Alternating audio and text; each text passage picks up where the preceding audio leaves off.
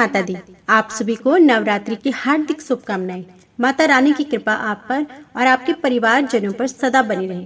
आज की इस वीडियो में जानिएगा नवरात्रि के दिनों में कलश विसर्जन कब किया जाए, कलश विसर्जन का शुभ मुहूर्त क्या रहेगा, कब और कैसे कलश विसर्जन करना है। साथ ही जानिएगा इस दिन अखंड ज्योत कब तक प्रज्वलित रहेगी, अष्टमी तिथि और नवमी तिथि कब से कब तक रहेगी। इसी के साथ जानिएगा कलश विसर्जन की संपूर्ण सामग्री जैसे नारियल, जल, सिक्का, चुनरी, कलश पर बंधा कलावा, चावल, लौंग, सुपारी, इन सामग्री का आपको क्या करना है। नवरात्रि के पर्व का बहुत ही विशेष महत्व होता है और यह उत्सव पूरे 9 दिनों तक मनाया जाता है। इसमें माता दुर्गा के 9 रूपों की पूजा की जाती है और पूरे धूमधाम से माता के पूरे 9 रूपों की आराधना की जाती है। पूरे 9 दिनों तक चलने वाले इस उत्सव का समापन दशहरा के साथ होता है। नवरात्रि में सबसे प्रमुख अनुष्ठान माना जाता है कलश की स्थापना करना। नवरात्रि के पहले दिन कलश की स्थापना पूरी विधि विधान के साथ की जाती है और इस दौरान पूरे 9 दिनों तक अखंड ज्योति प्रज्वलित की जाती है। कन्या पूजन करने से माँ देवी अति प्रसन्न होती हैं। अगर आप कन्या पूजन की विधि, मंत्र आदि नहीं जानते हैं तो माँ दुर्गा से समय याचना मांगते हुए कहें कि हे देवी, मैंने अपने सामर्थ्य के अनुसार अल्प ज्ञान के साथ आपका व्रत रखा है, कलश की स्थापना की है, कन्या पूजन किया है। आप अपनी कृपा मुझ पर बरसाएं और मेरे कुल, मेरे परिवार को अपना आशीर्वाद दें और हमारे घर में हमेशा विराजमान रहें। तो सबसे पहले जानिएगा नवरात्रि के दिनों में महाअष्टमी तिथि कब से कब तक रहेगी। नवरात्रि की अष्टमी तिथि को माँ महागौरी की पूजा की जाती है। 21 अक्टूबर दिन शनिवार को रात 9:53 पर अष्टमी तिथि का आरंभ होगा और जो 22 अक्टूबर दिन रविवार को शाम 7:58 तक रहेगी। अष्टमी तिथि पर कन्या पूजन भी किया जाता है। ऐसे में जरूरी है कि आपको कन्या पूजन का शुभ मुहूर्त जानना है। अष्टमी तिथि को कन्या पूजन के 3 शुभ मुहूर्त बन रहे हैं। पहला मुहूर्त सुबह 6:26 से लेकर 6:44 तक रहेगा। दूसरा मुहूर्त 7:51 से शुरू होगा और 9:16 तक रहेगा। इसी के साथ तीसरा शुभ मुहूर्त रहेगा सुबह 9:16 से 10:41 तक। पूरी कोशिश कीजिए कि आप 12 बजे से पहले कन्या पूजन कर लें। अब जानिए महानवमी तिथि कब से कब तक रहेगी। नवरात्रि की नवमी तिथि को माँ सिद्धिदात्री माता की विधिवत रूप से पूजा की जाती है। इस साल की नवमी तिथि 22 अक्टूबर दिन रविवार को रात 7:58 से शुरू होगी और 23 अक्टूबर सोमवार को शाम 5:44 तक रहेगी। नवमी के दिन भी कन्या पूजन किया जाता है। इस दिन भी कई ऐसे मुहूर्त हैं जिस पर आप कन्या पूजन कर सकते हैं। जैसे पहला मुहूर्त है सुबह 6:27 से 7:51 तक रहेगा। दूसरा मुहूर्त 9:16 से 10:41 तक रहेगा और तीसरा मुहूर्त दोपहर 1:30 से 2:55 तक रहेगा। आपकी कोशिश यही रहनी चाहिए कि 12 बजे से पहले कन्या पूजन हो जाए। अब जानिए कलश विसर्जन का शुभ मुहूर्त। इस बार महानवमी 23 अक्टूबर दिन सोमवार को है। ऐसे में दुर्गा विसर्जन भी 23 अक्टूबर को करें। 24 अक्टूबर को मंगलवार होने के कारण दुर्गा विसर्जन दशहरे पर नहीं करेंगे। दुर्गा विसर्जन अक्षत और मंत्र से होता है, लेकिन ध्यान रखें कि घरों में कलश और पंडाल में दुर्गा मूर्ति को स्थान से हटाया नहीं जाएगा। दशहरा को कलश और दुर्गा मूर्ति अपने स्थान पर ही रहेंगे। बुधवार को सूर्योदय के बाद दुर्गा मूर्ति और कलश को स्थान से हटाएं। दुर्गा मूर्ति को नदी, तालाब या फिर पोखर आदि में विसर्जित करें।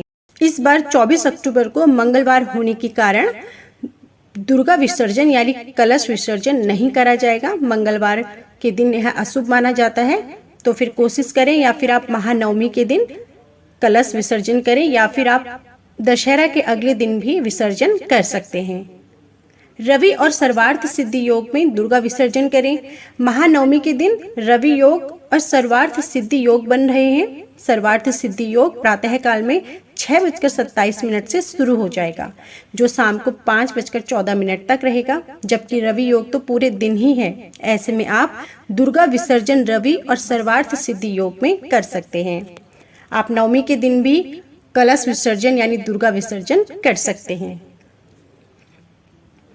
कलश में स्थापना के समय जल के साथ अक्षत और सिक्का रखा जाता है और इसके ऊपर नारियल रखा जाता है और आम के पत्ते लगाए जाते हैं। जिस प्रकार कलश स्थापना के विशेष नियम हैं, उसी प्रकार कलश को उठाने और उसके विसर्जन के भी कुछ नियम बनाए गए हैं। नवरात्रि में कब करना चाहिए कलश विसर्जन? जिस प्रकार कलश की स्थापना का महत्व है, उसी तरह से कलश की सही तरीके से विसर्जित करना भी जरूरी है। कलश का विसर्जन 9वीं या फिर 10वीं तिथि के दिन किया जाता है। इन्हीं दिनों को कलश उठाने के लिए शुभ माना जाता है। कलश का विसर्जन 9वीं तिथि में कन्या पूजन के बाद किया जाता है और कई जगहों पर दशहरा के दिन भी कलश उठाने का विधान है। ऐसा करना बहुत ही शुभ माना जाता है। जब भी आप कलश का विसर्जन कर रहे हो, आपको कुछ बातों का विशेष ध्यान रखना है, जिससे घर में सकारात्मक ऊर्जा बनी रहे। नवरात्रि के दौरान यदि आप पूरे 9 दिनों का व्रत करते हैं, तो 9वीं या 10वीं तिथि को व्रत संपन्न होने के बाद कन्याओं को भोजन कराएं और अपने सामर्थ्य के अनुसार उन्हें उपहार दें, भेंट दें। इससे घर में खुशहाली बनी रहती है। पूरे 9 दिनों तक विधिवत पूजा के बाद कलश का विसर्जन बहुत ही जरूरी नियम माना जाता है।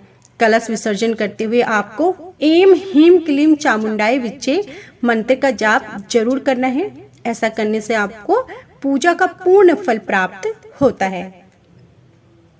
अब जानिए नवमी नवरात्रि के समापन के बाद कलश में रखे नारियल का क्या करना चाहिए। कलश के ऊपर रखे नारियल में माता रानी की विशेष कृपा होती है। इसलिए नवरात्रि के बाद इस नारियल को लाल रंग के कपड़े में लपेटकर पूजा स्थल पर रख सकते हैं। आप नारियल को नवरात्रि समाप्त होने के बाद जल में प्रवाहित भी कर सकते हैं या फिर प्रसाद के रूप में भी इसे खा सकते हैं। नवरात्रि के 9 दिनों के बाद कलश पर रखे नारियल को कन्या पूजन के समय आप तोड़कर प्रसाद के रूप में वितरित कर दें। इस प्रसाद को कन्याओं के साथ घर के समस्त लोगों को भी देना चाहिए। इससे आपको पूजा का पूर्ण फल मिलता है और सुख समृद्धि भी बनी रहती है। अब जानिए नवरात्रि के समापन के बाद कलश के नीचे रखे चावल का क्या करें।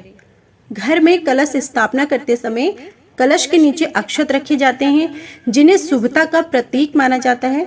जब आप नवरात्रि के समापन के बाद कलश उठाएं, तब आपको इन चावलों को एक साथ मुट्ठी में भरकर पूरे घर में छिड़कना चाहिए। यह आपके घर में खुशहाली का आशीर्वाद देते हैं और इससे कभी भी घर में अन्न धन की कमी नहीं होती। चावल को अक्षत भी कहा जाता है, जिसका मतलब है कभी क्षय ना होने वाला। इसलिए इन चावलों को घर में छिड़कने से कभी भी समृद्धि का क्षय नहीं होता और चावल छिड़कने से नकारात्मक ऊर्जा भी दूर होती है। कलश में रखी चुनरी और जल का क्या करें। नवरात्रि के बाद कलश उठाते समय उसकी चुन्नी को घर में माता या फिर अपनी बहन को देना चाहिए। घर में माँ या बहन जो भी हो, आप उन्हें दे सकते हैं। इसके बाद आम के पत्तों की सहायता से कलश के जल को पूरे घर में छिड़क दें। कलश में जो आम का पत्ता लगा रहता है, उससे ही कलश के जल को घर में छिड़कें। जल छिड़कते समय ध्यान रखें कि इसे बाथरूम या फिर किसी अन्य अपवित्र जगह पर ना छिड़कें।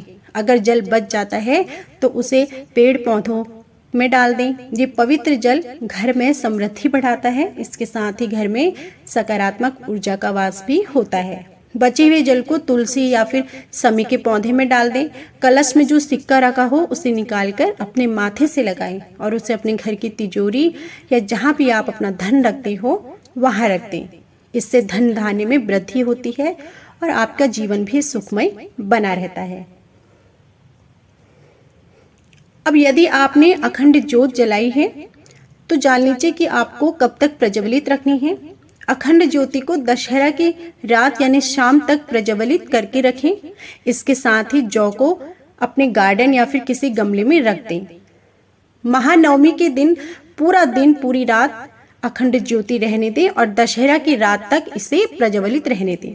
कलश और अखंड ज्योत के दीपक पर बंधे कलावे को अपने हाथ या बाजू पर आप बांध सकते हैं और गले में भी पहन सकते हैं। ये देवी का सिद्ध रक्षा कवच कहलाता है, जो हर मुसीबत से रक्षा करता है। आप इस कलावे को अपने घर परिवार में किसी को भी बांध सकते हैं। यदि आप कलश विसर्जन के समय इन सभी बातों का विशेष रूप से ध्यान रखते हैं तो ध्यान रखिए कि आपके घर में हमेशा खुशहाली बनी रहती है। माता रानी की कृपा बनी रहती है और नवरात्रि के संपूर्ण व्रत भी पूर्ण होते हैं। तो यह थी संपूर्ण कलश विसर्जन से लेकर कलश की सामग्री का क्या करें और क्या ना करें से संबंधित जानकारी। उम्मीद है कि आपको हमारी यह वीडियो जरूर पसंद आई होगी। वीडियो पसंद आई हो तो प्लीज़ वीडियो को लाइक कीजिएगा, कमेंट बॉक्स में जय माता दी जरूर लिखिएगा। एक बार फिर से आप सभी को नवरात्रि की ढेरों शुभकामनाएं। जय माता दी।